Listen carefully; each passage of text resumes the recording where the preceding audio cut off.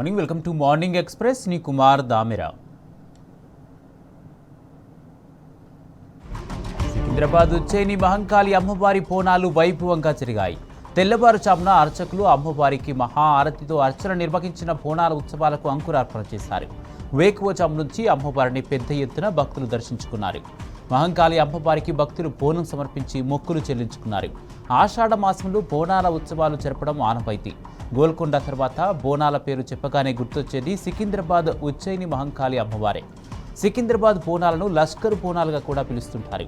ఉత్సవాల్లో భాగంగా నేడు రంగం కార్యక్రమాన్ని నిర్వహించనున్నారు. మద్యపానలో బోనాలను పట్టించుకోలేదన్నారు BRS working president KTR. Telangana వచ్చాక బోనాలకు రాష్ట్ర పండుగ హోదా తెచ్చుకున్నామని చెప్పారు. తెలంగాణ రాష్ట్రంలో తొలి సీఎం కేసీఆర్ ఆ తల్లికి బంగారు బోనం సమర్పించారని గుర్తు చేశారు.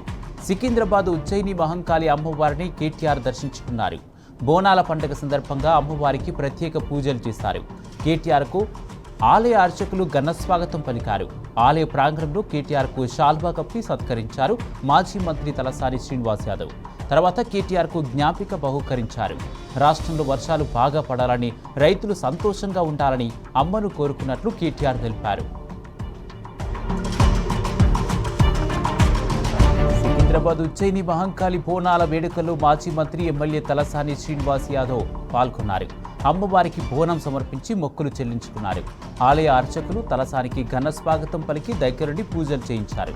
అటు బోనాలకు తరలివచ్చిన భక్తులను పలకరించిన తలసాని ఏర్పాట్లపై ఆరా తీశారు. ఉమ్మడి రాష్ట్రంలో బోనాల జాతరను పండుగను పట్టించుకోలేదన్నారు మాజీ మంత్రి తలసాని శ్రీనివాస్ యాదవ్. 2014లో తెలంగాణ ఏర్పడిన తర్వాత రాష్ట్ర పండుగగా గుర్తించామన్నారు. సికింద్రాబాద్ ఉజ్జయిని మహంకాళి ఆలయం దగ్గర జోగినీలు ధర్నా నిర్వహించారు. బోనాల ఏర్పాట్లపై అసంతృప్తి వ్యక్తం చేశారు. భక్తుల రద్దీతో జోగిని శ్యామల బోనం కింద పడడంతో కంటతడి పెట్టారు. మిగతా వారి బోనాలు ఆలయ ద్వారం వద్దనే సమర్పించారు. బోనాల ఏర్పాట్లలో ప్రభుత్వం విఫలమైందని శాపనార్థాలు పెడుతూ వెనుదిరిగారు. రంగారెడ్డి జిల్లాలో బోనాల పండుగ అంగరంగ వైభవంగా జరిగింది. సర్దార్ నగర్, తుక్కుగూడ, మంకాల్, అమీర్పేట్లో బోనాల సందర్భంగా అమ్మవారిని ప్రజలు దర్శించుకున్నారు. ఈ వేడుకల్లో మాజీ మంత్రి ఎమ్మెల్యే సబితా ఇంద్రారెడ్డి పాల్గొన్నారు.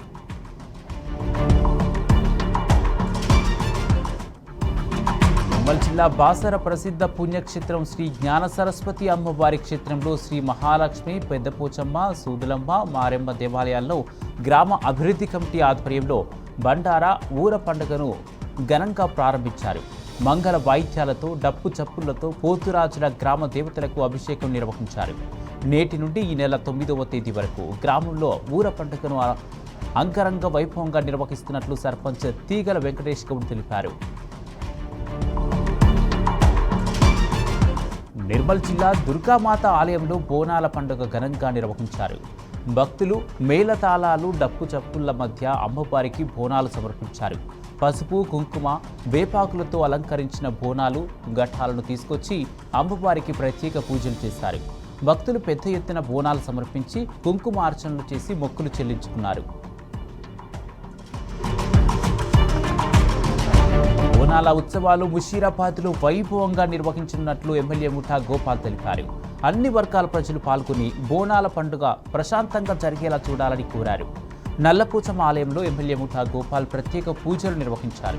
భక్తులకు ఎలాంటి ఇబ్బందులు తలెత్తకుండా తగిన ఏర్పాట్లు చేస్తున్నామని ఎమ్మెల్యే తెలిపారు.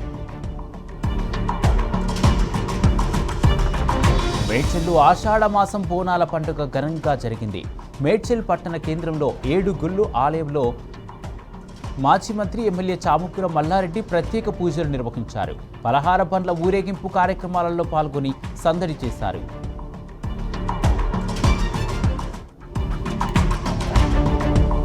బీఆర్ఎస్ ప్రభుత్వం ఎప్పుడూ రైతు సంక్షేమమే లక్ష్యంగా పనిచేసిందని మాజీ మంత్రి ఎమ్మెల్యే వేముల ప్రశాంత్ రెడ్డి అన్నారు. కాంగ్రెస్, బీజేపీ నాయకులు ఇప్పటికైనా కళ్ళు తెరిచి అబద్ధ ప్రచారాలను మానుకోవాలని ఆయన సూచించారు. రాజకీయాల కోసం రైతులను తప్పుదోవ పట్టించకుండా సకాలంలో రైతులకు సాగునీరు అందిపాలని హితవు పలికారు. రాజకీయంగా కేసీఆర్ గారిని ఎదుర్కోలేక అబద్ధాలతో రైతులను మోసం చేయాలనే ప్రయత్నాలు ఎప్పటికీ విజయవంతం కావని వేముల అన్నారు.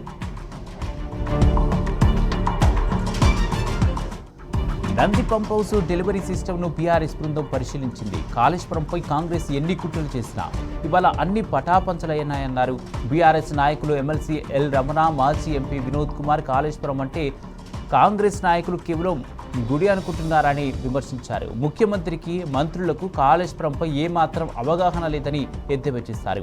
కేసీఆర్ ఎంతో ముందు చూపుతో కాళేశ్వరం నిర్మించారని, కాళేశ్వరం ప్రాజెక్టు ద్వారానే తెలంగాణ సస్యశ్యామలమైందని గుర్తు చేశారు. కాళేశ్వరంలో భాగమైన రాంపూర్ పంప్ హౌస్ నుంచి నీరు విడుదలై కమర్పల్లి మండలానికి చేరడంతో రైతుల ఆనందానికి అవధులు లేకుండా పోయింది. నిజామాబాద్ జిల్లా కమర్పల్లి రైతులు కేసీఆర్పై తమ అభిమానాన్ని చాటుకున్నారు. కాళేశ్వరం ప్రాజెక్టు నిర్మించిన కేసీఆర్ వేముల ప్రశాంత్ రెడ్డి చిత్రపటాలకు పాలాభిషేకం చేస్తారు.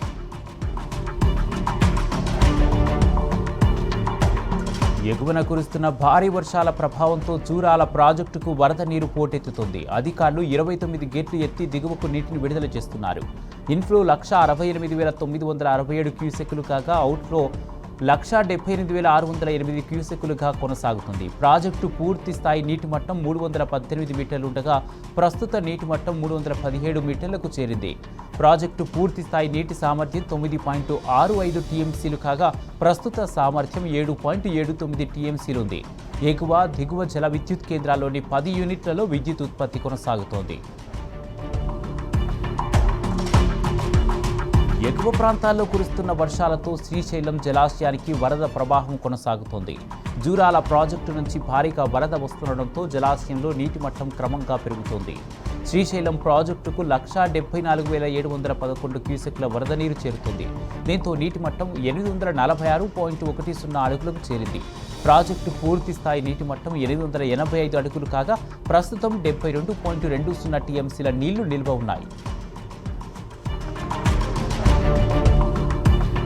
కాళేశ్వరంపై చెత్తవాగుడు వాగిన రేవంత్ సర్కారు స్వరం ఒక్కసారిగా మార్చింది. కాళేశ్వరం రివర్స్ పంపింగ్ వృధా అని నీతి సూత్రాలు చెప్పిన కాంగ్రెస్ నేతలు ఇప్పుడు ఎస్ఆర్ఎస్పీ వరద కాలువలో రాంపూర్ పంప్ హౌస్ మోటార్లను ఆన్ చేస్తారు. అక్కడి నుంచి ఎత్తిపోసే ప్రక్రియ జరుగుతుంది. Kaleshwaram project link 2 package 7 Kotilingala Yellampalli back water area Nandi రిజర్వాయర్ను బీఆర్ఎస్ బృందం పరిశీలించింది. కాళేశ్వరం ప్రాజెక్టు గొప్పతనాన్ని గులాబీ నేతలు ప్రజలకు వివరిస్తున్నారు.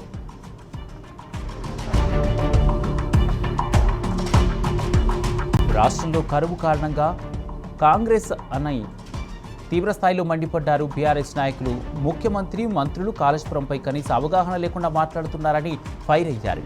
కాళేశ్వరం ప్రాజెక్టులో భాగమైన గాయత్రి పంప్ హౌస్లోని డెలివరీ సిస్టమ్ను పరిశీలించిన నేతలు మేడిగడ్డకు, మేడారంకు తేడా తెలియని వ్యక్తి చొప్పదండి ఎమ్మెల్యేని విమర్శించారు. ప్రపంచంలోనే ఎక్కడా లేని విధంగా బాహుబలి మోటార్లు ఏర్పాటు చేసిన రికార్డు కేసీఆర్ అని పేర్కొన్నారు.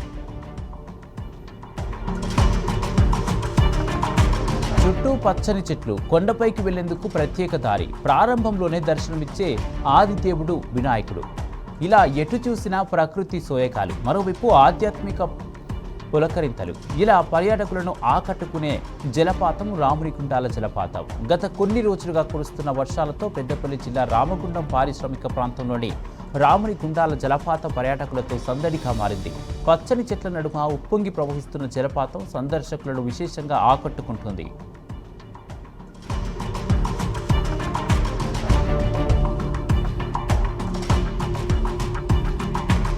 రేవంత్ సర్కారు అరాచకాలపై బీఆర్ఎస్ నేత ఆర్ఎస్ ప్రవీణ్ కుమార్ తీవ్ర స్థాయిలో ధ్వజమెత్తారు. అభూత కల్పనలు, అసత్య ప్రచారాలు చేసిన మహాన్యూస్ ఛానల్పై చర్యలేవని ప్రశ్నించారు. తనను, తన కుటుంబ సభ్యులను మహాన్యూస్ ఛానల్ పబ్లిక్గా అవమానించిందని చెప్పారు. తాను కేసు పెట్టి 75 రోజులు అవుతున్నా ఎఫ్ఐఆర్ ఎందుకు ఫైల్ చేయలేదని నిలదీస్తారు. వీడియో ఆధారాలు సమర్పించినప్పటికీ చర్యలు శూన్యమని మండిపడ్డారు. మహాన్యూస్ ఓనర్ వంశీని ప్రశ్నించే దమ్ము తెలంగాణ పోలీసులకు లేదా అని ప్రశ్నించారు.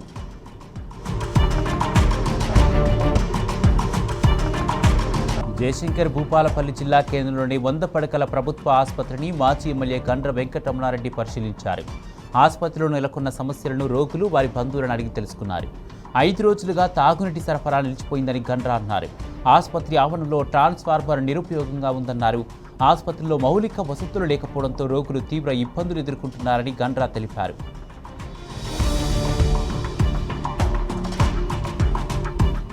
మంచిర్యాల జిల్లా జన్నారం మండలం ఇందన్పల్లి వద్ద జాతీయ రహదారిపై ఆదివాసీల రాస్తారోక చేపట్టారు. అటవీ ప్రాంతంలో చేపల వేటకు వెళ్లిన 5 ఆదివాసీలను అటవీ శాఖ అధికారులు అదుపులోకి తీసుకున్నారంటూ వారిని వెంటనే వదిలిపెట్టాలంటూ డిమాండ్ చేశారు. ఆదివాసీల రాస్తారోకోతో భారీగా ట్రాఫిక్ జామ్ అయింది.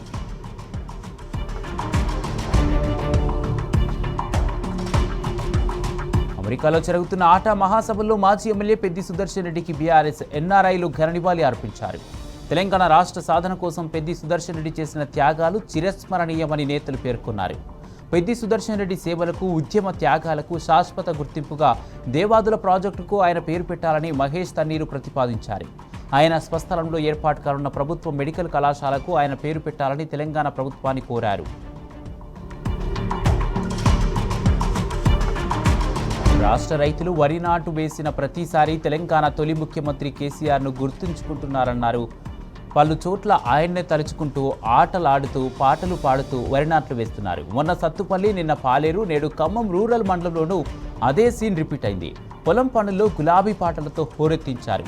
చింతపల్లి రైతులు, రైతు కూలీలు కేసీఆర్ ఆట పాటలతో సంబరంగా నాట్లు వేశారు. మాజీ ఎంపీ సంతోష్ కుమార్ చేపట్టిన గ్రీన్ ఇండియా ఛాలెంజ్కు అపూర్వ స్పందన లభిస్తోంది. చిలుకూరు బాలాజీ టెంపుల్ ఆవరణలో ఆలయ ప్రధానార్చకులు రంగరాజన్, శివాలయం ప్రధానార్చకులు శ్రీరామదాసి సురేష్ ఆత్మారాం మొక్కలు నాటారు. రేపటి తరాలు బాగుండాలి అంటే మంచి ఆక్సిజన్, మంచి వాతావరణం అవసరమన్నారు అర్చకులు. మాజీ MP Santosh Kumar green India challenge పేరుతో అందరినీ ఏకం చేసి కోట్లాది మొక్కలు నాటారు. ఇంతటి మంచి కార్యక్రమం ద్వారా మొక్కలు నాటడం ఆనందంగా ఉందన్నారు అర్చకులు. ఈ కార్యక్రమంలో గ్రీన్ ఇండియా ఛాలెంజ్ రాష్ట్ర కోఆర్డినేటర్ గరిపల్లి సతీష్ సహా పలువురు పండితులు, పిల్లలు పాల్గొన్నారు. ప్రతి ఏడాది భక్తులు ఎంతో ఆతృతగా ఎదురుచూసే పవిత్ర ఘట్టం మరోసారి ఆవిష్కృతమైంది. ఏపీ నంద్యాల జిల్లాలో సప్తనదుల సంగమ క్షేత్రంగా ప్రసిద్ధి చెందిన శ్రీ సంగమేశ్వర ఆలయం మరోసారి జలాదివాసంలోకి ప్రవేశించింది. ఆలయ ప్రధాన పురోహితులు తెలకపల్లి రఘురామశర్మ వేపదారు సంగమేశ్వర స్వామికి కృష్ణానది జలాలతో చివరిసారిగా ప్రత్యేక అభిషేకాలు నిర్వహించి వేద మంత్రోచ్చరణల మధ్య విశేష పూజలు చేశారు. అనంతరం కృష్ణమ్మ తల్లికి చీరసార సమర్పించి ప్రత్యేక పూజలు నిర్వహించి గంగా హారతిని సమర్పించారు. పోలీస్ నోటిఫికేషన్పై నిరుద్యోగులు ఆందోళనకు చేపట్టారు. కేవలం 7,437 పోలీస్ పోస్టులకి నోటిఫికేషన్ ఇవ్వడంపై తీవ్రంగా మండిపడ్డారు. తక్కువ పోస్టులు వేశారంటూ అసంతృప్తి వ్యక్తం చేశారు. వయో పరిమితి పెంచి మళ్లీ నోటిఫికేషన్ విడుదల చేయాలని డిమాండ్ చేశారు. హైదరాబాద్, సైబరాబాద్ సహా పలు జిల్లాల్లో తక్కువ పోస్టులు కేటాయించాలంటూ నిరుద్యోగులు ఆగ్రహం వ్యక్తం చేశారు.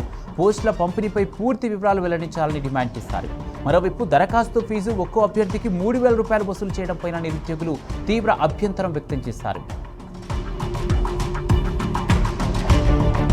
ఖమ్మంలో ఆత్మహత్యాయత్నానికి ప్రయత్నం చేసిన నిరుద్యోగి వేణుకుమార్ ఆరోగ్య పరిస్థితి ఇంకా విషమంగానే ఉంది. ఏడాదికి 2 లక్షల ఉద్యోగాలంటూ ఊదరగొట్టి జాబ్ నోటిఫికేషన్లు కూడా ఇవ్వని రేవంత్ సర్కార్ వైఖరితో మనస్తాపం చెందిన నిరుద్యోగి వేణు ఆత్మహత్యయత్నం చేశాడు. ఈ ఘటన డిప్యూటీ సీఎం బట్టి విక్రమార్క ఇలాకాలో ఈ ఘటన జరిగింది.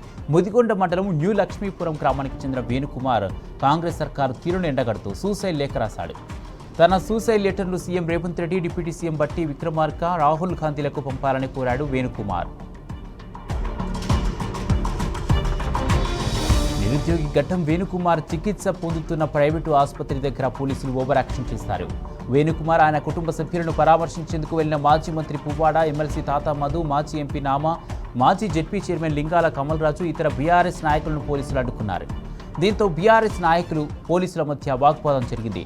పరామర్శించేందుకు వెళ్లకుండా ఎందుకు అడ్డుకుంటున్నారని బీఆర్ఎస్ నాయకులు నిలదీశారు.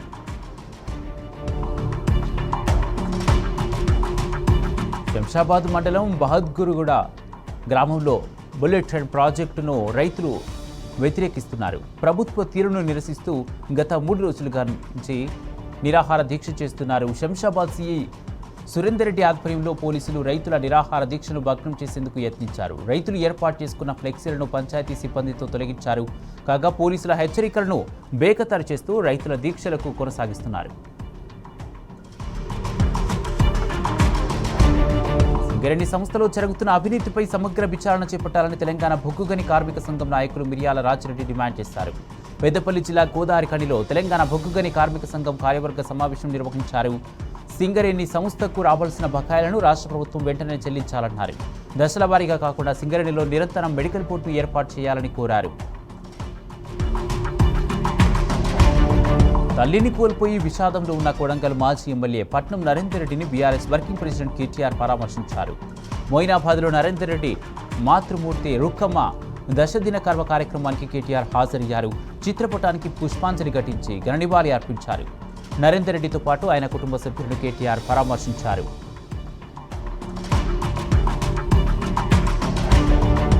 రాష్ట్రంలో ఇసుక అక్రమ రవాణా జోరుగా సాగుతుంది. రాత్రిపూటే కాదు, మిట్ట మధ్యాహ్నం ఇసుకను తరలిస్తూ సొమ్ము చేసుకుంటున్నారు. వికారాబాద్ జిల్లా తాండూరు నియోజకవర్గంలో అధికార పార్టీ నేతల అండదండలతో ఇసుకను టిప్పర్లలో తరలిస్తున్నారు. యాలాల మండలం శివసాగర్ ప్రాజెక్టు పరిసరాల్లో అనుమతి లేకుండా ఇసుకను డంప్ చేస్తున్నారు. ఇంత జరుగుతున్నా పోలీసులు, రెవెన్యూ యంత్రాంగం చేష్టలు ఉడిగి చూస్తుంది.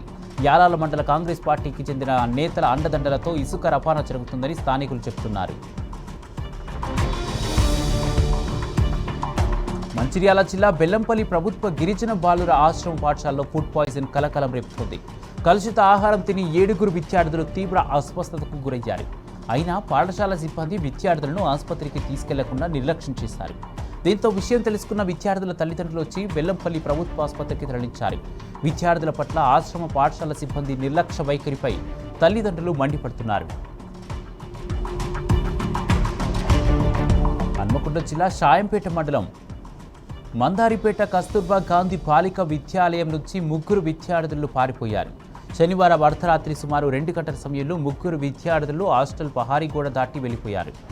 పారిపోయిన బాలికలను గోవిందాపూర్ వెళ్లే మార్గంలోని చెట్ల పొదల్లో గుర్తించిన తల్లిదండ్రులు సురక్షితంగా తీసుకొచ్చారు. హాస్టల్లో అందించే అల్పాహారంలో పురుగులొస్తున్నాయని, మౌలిక వస్తువులు సరిగ్గా లేవని బాలికలు తెలిపారు. కొద్దిసేపు ఆలస్యంగా నిద్రలేస్తే కఠినమైన శిక్షలు విధిస్తున్నారని వాపోయారు. ఈ పరిస్థితుల్లో అక్కడ ఉండలేకనే బయటకు వచ్చామని వారు తెలిపారు. మద్యం మత్తులో ఉన్న ఓ తల్లి 9 నెలల తన కుమార్తెను చెరువులో ముంచి హత్య చేసిన ఘటన ఎల్బీ నగర్ పోలీస్ స్టేషన్ పరిధిలో జరిగింది. కర్ణాటక రాష్ట్రం బీదర్ జిల్లాకు చెందిన రవీంద్రారెడ్డి, లోకసాని రాజేశ్వరి భార్యాభర్తలు. మద్యం మత్తులో రాజేశ్వరి చిన్నారితో కలిసి ఎల్బీ నగర్ సమీపంలోని బైరమల్గూడ చెరువు వద్దకు వచ్చి చిన్నారిని చెరువులో ముంచింది. కొద్ది దూరంలో ఉన్న యువకులు దీన్ని గమనించి పరిగెత్తుకొచ్చి చిన్నారిని బయటకు తీశారు. అయితే అప్పటికే చిన్నారి మృతి చెందినట్టు గుర్తించారు. సమాచారం అందుకున్న ఎల్బీ నగర్ పోలీసులు ఘటనా స్థలానికి వచ్చి రాజేశ్వరిని అదుపులోకి తీసుకుని మృతదేహాన్ని ఉస్మానియా దవాఖానకు తరలించారు. హైదరాబాద్ బాల్నగర్లో రోడ్డు ప్రమాదం చోటు చేసుకుంది. లారీ ద్విచక్ర వాహనం ఎదురెదురుగా ఢీకొనడంతో లారీ టైర్ కింద పడి చిన్నారి మృతి చెందింది. మామతో కలిసి బైక్పై వెళ్తున్న చిన్నారి మృతి చెందడంతో తల్లిదండ్రులు కన్నీరు మున్నీరుగా విలపించారు. సంఘటనా స్థలానికి చేరుకున్న పోలీసులు కేసు నమోదు చేసి దర్యాప్తు చేస్తున్నారు.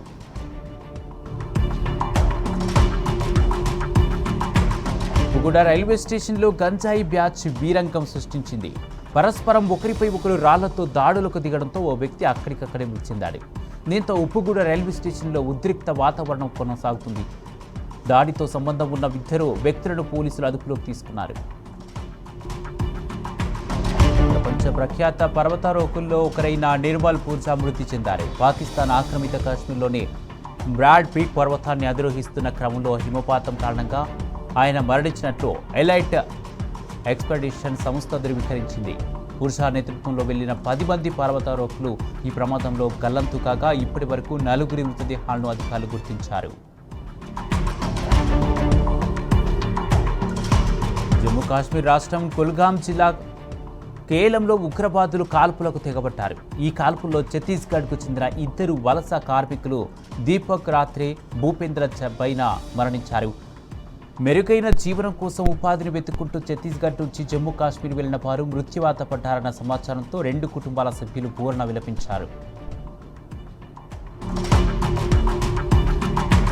ప్యాకెట్లో వచ్చిన చిన్న టాయ్ పాల్ బాలుడు ప్రాణాలు పలికుంది. కర్ణాటకలోని మైసూరులో చోటు చేసుకుంది. గౌరీపురం గ్రామానికి చెందిన 5 ఏళ్ల బాలుడు టాయ్తో ఆడుకుంటుండగా పొరపాటున గొంతులో ఇరుక్కుంది. దీంతో ఊపిరాడక బాలుడు మృతి చెందడంతో ఆ కుటుంబంలో విషాదం నెలకొంది. హైదరాబాద్కు చెందిన అంతరిక్ష స్టార్టప్ స్కైరూట్ ఏరోస్పేస్ సొంతంగా లాంచ్ ప్యాడ్ను నిర్మించనున్నట్టు ప్రకటించింది. ప్రారంభ మిషన్ల కోసం ఇస్రో సౌకర్యాలనే ఉపయోగించుకోవాలని కంపెనీ భావిస్తున్నప్పటికీ ఇప్పటికే స్వతంత్ర లాంచ్ పనులపై దృష్టి సారించినట్లు స్కైరూట్ సహ వ్యవస్థాపకుడు సీఈఓ పవన్ చందన తెలిపారు. రాబోయే సంవత్సరాల్లో మరిన్ని ప్రయోగాలు చేపట్టేందుకు ఇది అత్యంత ప్రాధాన్యత కలిగిన అంశమని అన్నారు.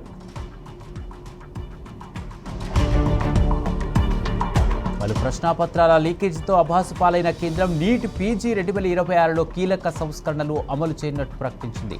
నీట్ పీజీని ఒక షిఫ్ట్లో నిర్వహించినట్టు తెలిపింది. పరీక్షను సజావుగా, సురక్షితంగా, పారదర్శకంగా, సాంకేతిక విధానంలో నిర్వహించాలని అధికారులను కేంద్రం ఆదేశించింది. భారత యువ బ్యాడ్మింటన్ సంచలనం తన్వీ శర్మ తైపీ ఓపెన్లో సరికొత్త చరిత్ర సృష్టించింది.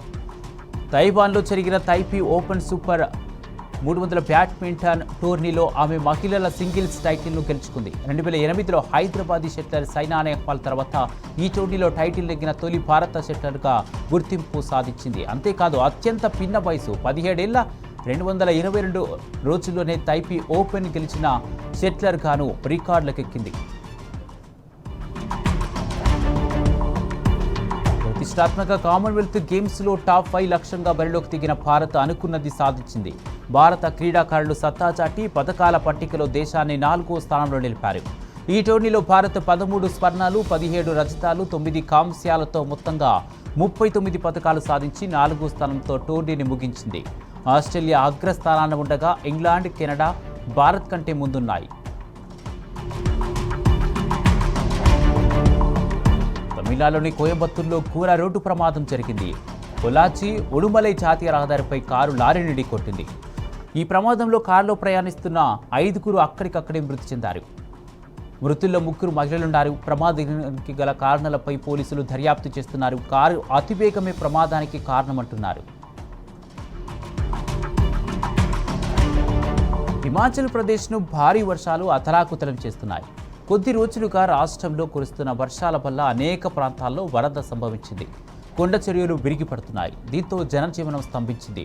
ఆగస్టు 7 వరకు కూడా భారీ వర్షాలు పడే ఛాన్స్ ఉందని ఐఎండీ హెచ్చరించింది. అలాగే హిమాచల్ ప్రదేశ్లోని అనేక ప్రాంతాలకు ఎల్లో అలర్ట్ జారీ చేసింది.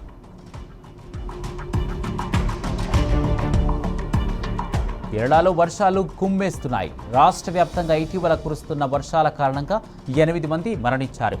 13 మంది తీవ్రంగా గాయపడ్డారు. మరో 8 మంది గల్లంతయ్యారు. గల్లంతైన వారి కోసం అధికారులు గాలింపు చర్యలు చేపట్టారు. ఆగకుండా కురుస్తున్న వర్షాలతో అనేక చోట్ల భారీ ఆస్తి నష్టం సంభవించింది. రహదారులు దెబ్బతిన్నాయి. అనేక ప్రాంతాల్లో కొండ చర్యలు విరిగిపడ్డాయి. అనేక ఇళ్లు ధ్వంసమయ్యాయి. 5,000 మంది ప్రజలను ప్రభుత్వం లోతట్టు ప్రాంతాల నుంచి సురక్షిత ప్రాంతాలకు తరలించింది. కర్ణాటకలోని శివమొగ్గులో విషాదం నెలకొంది. ఎడతెరిపి లేని వర్షాలకు కొండ చర్యలు విరిగిపడ్డాయి. ఈ ప్రమాదంలో ఒకే కుటుంబానికి చెందిన 3 మృతి చెందారు. మరికొందరు శిథిలాల కింద చిక్కుకున్నారు. ఘటనా స్థలానికి చేరుకున్న సహాయక సిబ్బంది శిథిలాల కింద చిక్కుకున్న వారిని కాపాడేందుకు ప్రయత్నిస్తున్నారు. మృతుల సంఖ్య మరింత పెరిగే ఛాన్స్ కనిపిస్తోంది. ముసలిని యువకుడు భుజాన వేసుకొని పోలీస్ స్టేషన్కు తీసుకువెళ్లిన ఘటన సోషల్ మీడియాలో వైరల్గా మారింది. బీహార్లోని సుపాల్ జిల్లాలో ఓ యువ రైతు తన పొలంలో ముసలి తిరుగుతుందని అటవీ అధికారులకు ఫిర్యాదు చేశాడు. వారి నుంచి సరైన స్పందన లేకపోవడంతో తిక్కరేగిన యువ రైతు అమిత్ కుమార్ తానే స్వయంగా ముసలిని తాళ్లతో కట్టి బంధించాడు.